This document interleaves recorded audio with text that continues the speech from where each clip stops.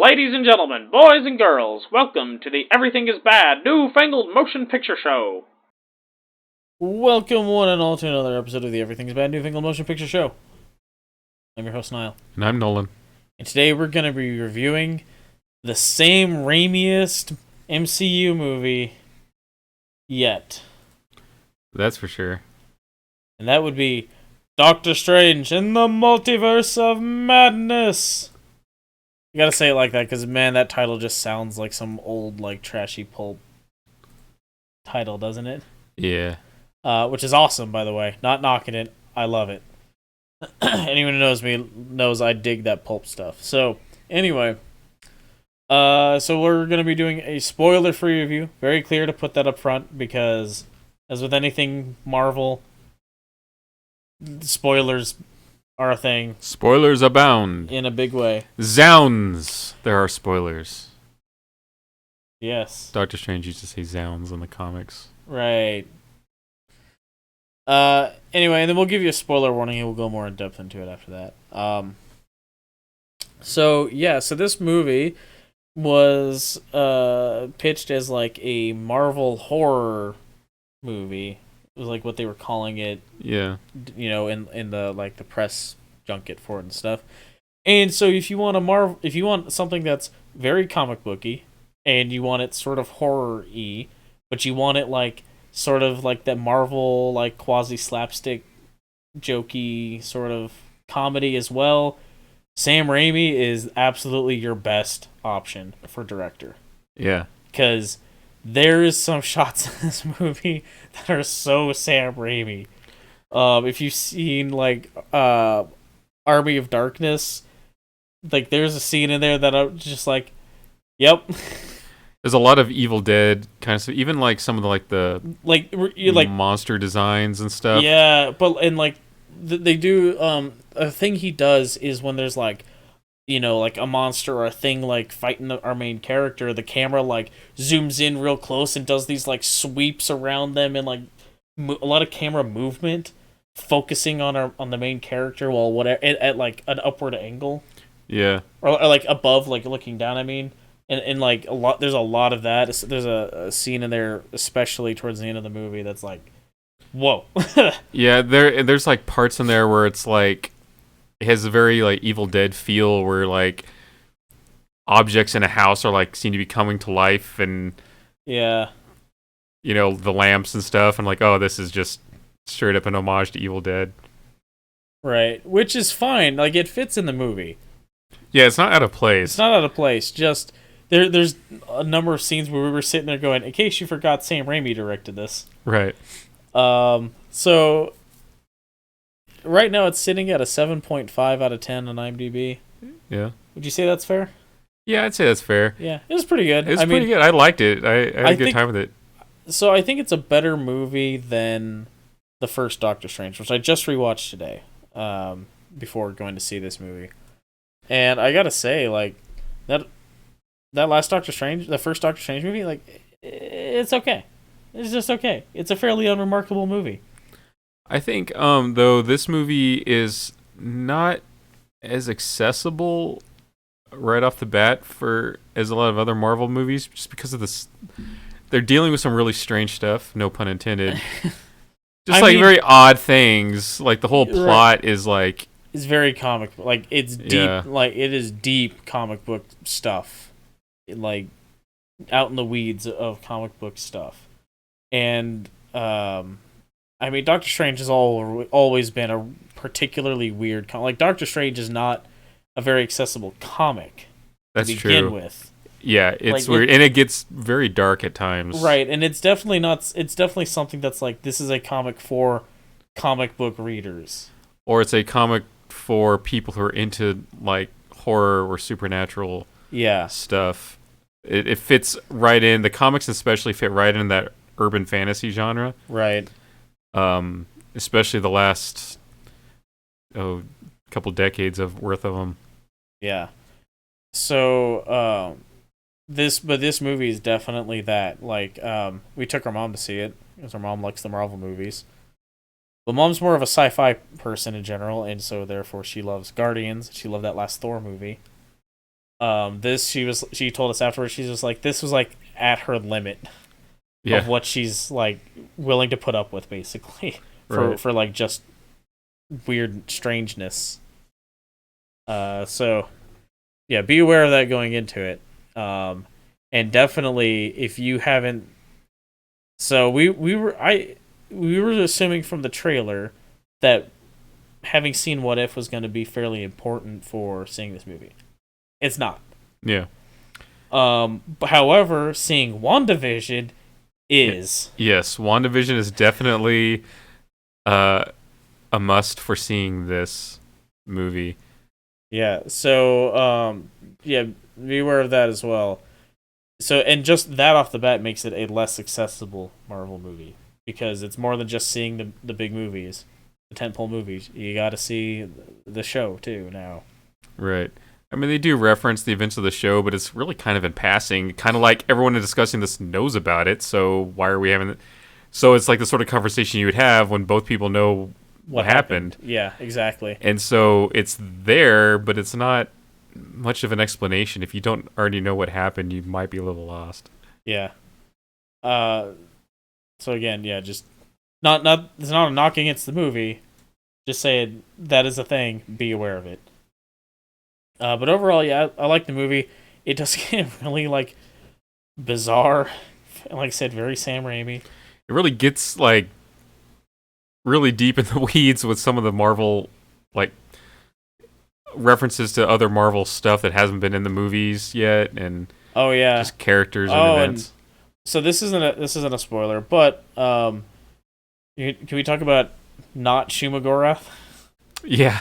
too? Like just talking about like deep in the weeds here with Marvel comic stuff. So you've probably seen in the trailer, Doctor Strange fighting a big like tentacled like starfish monster with an eye in the middle. So that's from the Conan comics. Well, so when Marvel in the 70s was making Conan comics, they were pulling stuff from the Conan comics and putting it into the Marvel universe, especially Doctor Strange stuff, which was dealing with like multiverse stuff. Yeah. And so Shumagorath, which is a character from the Conan comics, which is also in turn modeled off or after H.P. Lovecraft's work, because they were friends and they actually like referenced each other's work. Lovecraft and Robert E. Howard. Yes. And so through the Conan comics comes Shumagorath, which became a mainstay in Marvel Comics. He pops up. Yeah, I think every once in a while. I think he fights like Shang-Chi at some point or something, right? Probably he pops up in Doctor Strange every once in a while. He was in Marvel vs. Capcom. Oh yeah, he was one of the fighters in Marvel vs. Capcom too. Yeah. I mean, probably in 3 as well. I didn't play 3. I only played 2. But they can't, because they don't have the rights to the Conan comics anymore. They can't call it Shumagorath. Right. So the Lego set, we were looking through the Lego catalog for this month. And there's a Lego set in there, and I forget what they called it. It's like Doctor Strange versus like Gargantua or something like that. Yeah. I think so. The monster's called like Gargantua in all the official stuff for the movie. Yeah. Within the comic books, they can still call it Shumagorath. Yeah. It's just, but licensing for comics, basically anything goes as long as it's not called out on the cover of a comic book. You can use anything within a comic book, right, for the most part, and no one's gonna stop you. There's within limits, but so yeah, they can use it freely within. I mean, the comics. It doesn't ultimately matter because they never name the thing in the movie. Right, but fans who are familiar will go, "Oh, hey, it's that." That's Shumagorath, or that's Gargantua. So that was cool though. I like seeing just like I love how we're at. Imagine going back in time to like 2000.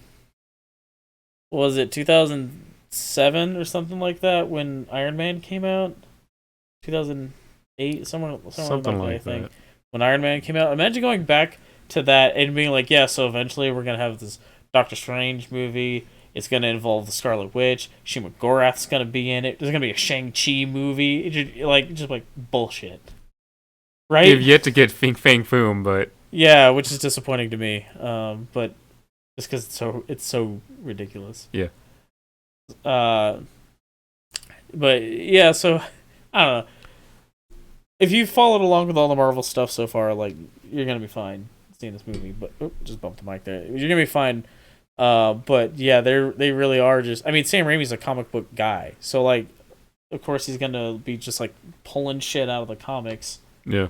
And especially in a movie like this where you can get away with using basically anything. Right. And if you're like gonna be jumping around the multiverse, you can bring in all kinds of stuff that like would have been vetoed in another Marvel movie. But Right, like and- now we're in a weird dimension. And in fact, they do, and we'll do that in the spoiler part yeah. because that was a cool scene. Yeah. So, anyway, but yeah, I mean, I recommend seeing it. It's, it's the strongest Marvel movie since Endgame. Yeah. I mean, what have we had? We had Shang-Chi, which was better than I expected it to be, actually. right, but I still think this is a better movie. Yeah, I agree. We had Eternals. Yeah, that wasn't particularly great. Was that it? Was it just those two movies? No, Black Widow, which is kind of forgettable in a lot of ways. Was Black Widow not between the? Took place between, but it wasn't released until. Oh, okay, that's right. It was released like right before Shang-Chi. That's right. Yeah. So, yeah. Oh, Spider-Man. Oh, yeah. So yeah, not counting Spider-Man because that was an incredible movie too. Yeah, Spider-Man was a better movie than this, but this was better than the other stuff that been released since Endgame. I will tell you this though: this is probably a more fan servicey movie than Spider-Man was. Yeah, maybe for like serious Marvel fans. Yeah. And Spider-Man was a very fan servicey movie for people who are fans of the movies, of the Spider-Man movies. Right. They didn't really do anything. They didn't pull anything in from like outside that wasn't already established in those movies. Yeah. Whereas this is just pulling, like I said, all kinds of stuff in from the comics. So if you're a normie like our mom, there's some stuff that's you're just gonna be like, why is everyone so happy for this scene? Right. Yeah. Well. Anyway, you got anything else to say before we get into the spoilers? No. All right. Go see it. Go see it. So there are spoilers. Hold on, I'm gonna take a drink of water because that was a lot to say about this movie. So this movie, like I said, huge fan service moment. We jump into a different universe. Similar enough to have some of the same people in it. Doctor Strange meets up with Mordo. Mordo eventually takes Doctor Strange to see the Illuminati. Right, which I was going like, oh, the Illuminati. Does that mean Reeve Richards? It does. Yes, it does. Yes. And he's played by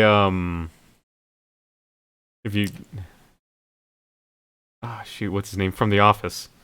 Yeah, and Jack Ryan. Right? Was it Jack Ryan that he was in? Was that Jack Ryan? Krasinski. John Krasinski. Yeah.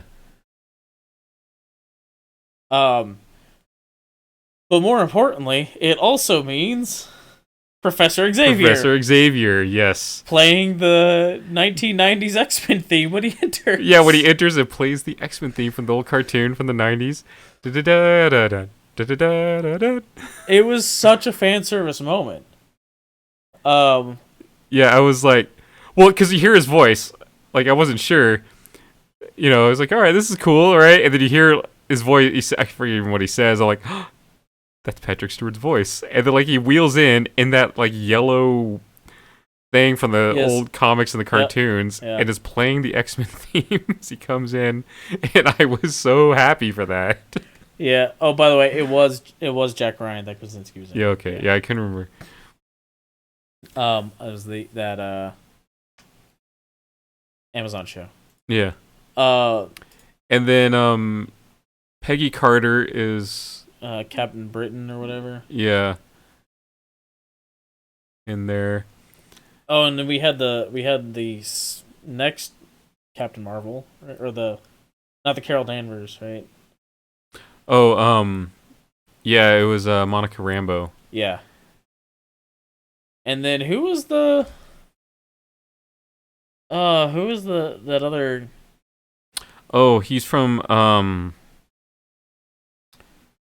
oh, what was that series? They made a series. God,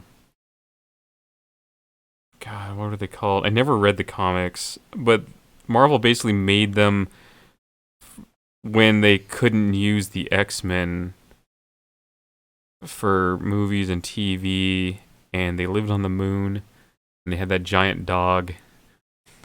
They weren't mutants. They were. Yeah, shoot, what were they called? Yeah, I just Anyway, it's not important. It was a failed show. None of the comics didn't do very well. Black Bolt. Yeah. That was the guy's name.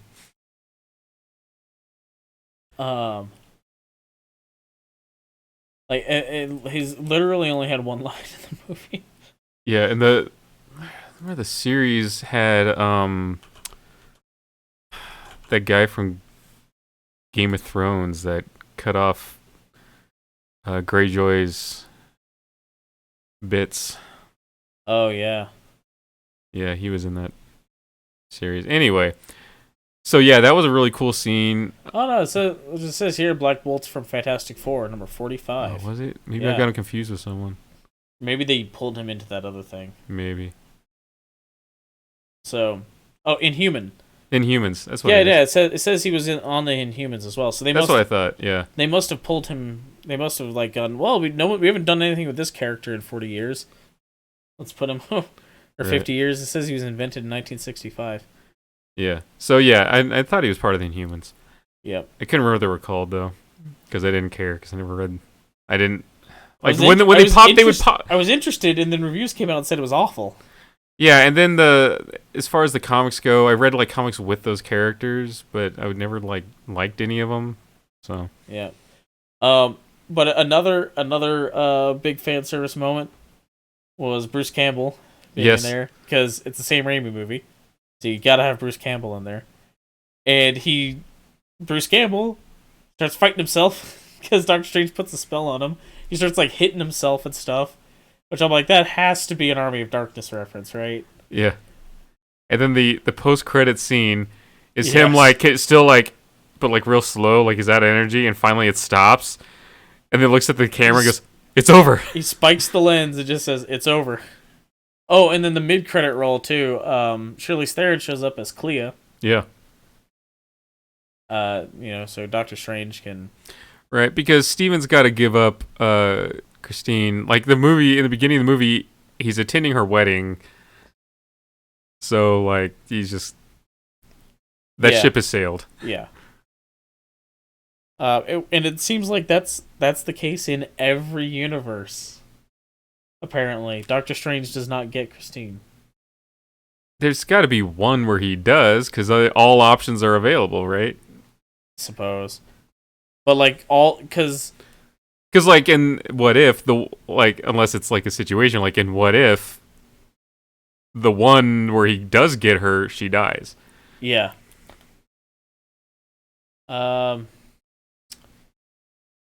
Yeah. Yeah, cool movie. Glad to see Chiwetel Ejiofor and stuff. Not in enough stuff. Yeah. He's great. Anyway, you got anything else with that? No. Scarlet Witch might be dead. Hard to say. Oh, by the way, that the Shumagorath name now is Gargantos, Oh, okay. not Gargantua. That was close. You're thinking of Gargantua 1. I'm always thinking of Gargantua 1. The Major Tom reference. The Space Odyssey reference. Yeah. So, those were all like the big fan servicey moments, right? Yeah, I think so. I mean, there's probably some of those characters that were at Well, there's that centaur guy. yeah, like some He's of those from one of the comics. yeah, like some of those characters that were there. Like if you're really deep into the comics, you're probably like, oh, that's that person. Yeah. I read like one arc of Doctor Strange, and I went, this is neat. But I ain't got time for this. Doctor Strange comics are usually kind of wordy. Yeah. So what's the next Marvel movie? Is Thor, right? Yeah. Thor: Love and Thunder. Which looks great. It looks like an 80s power metal music video with an absolutely massive budget. Let's see. So, next movie we're gonna be reviewing Top Gun Maverick. That's in 2 weeks. 2 weeks? 3 weeks. That's in 3 weeks. So we ain't got nothing to see for a couple weeks. That's a little sad.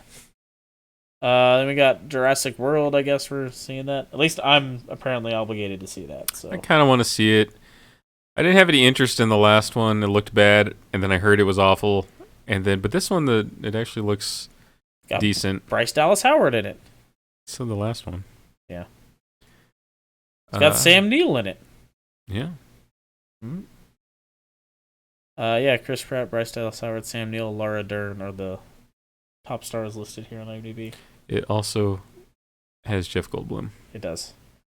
We got Lightyear, which just looks like a really cool space opera sci-fi movie. We saw a trailer for it today. That was a little. I'm not gonna get into it because like I feel like they spoiled. It's a little spoily. Yeah, I was like, I saw that. I was like, I'd kind of rather had not seen this trailer. I was the same way. It felt like it spoiled a major key plot point. Yeah, I definitely could have done without that.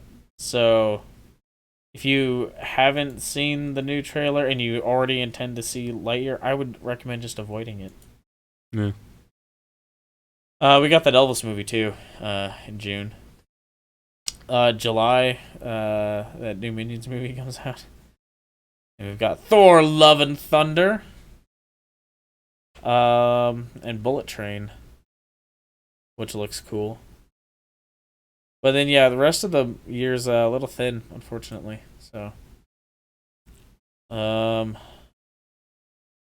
but if any of what we said is of interest to you, hit the subscribe button. Actually, like the video because that'll actually be more likely to serve you our content when it comes out than just hitting the bell, apparently.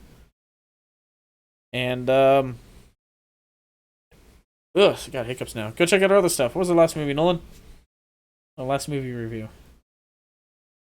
Oh, it was. You've been so good on the last couple. Yeah. Oh, the long title, the Nicolas Cage movie. Oh, the something weight of massive talent. Yeah. The unbearable weight of massive talent. Yes. Yeah, that one.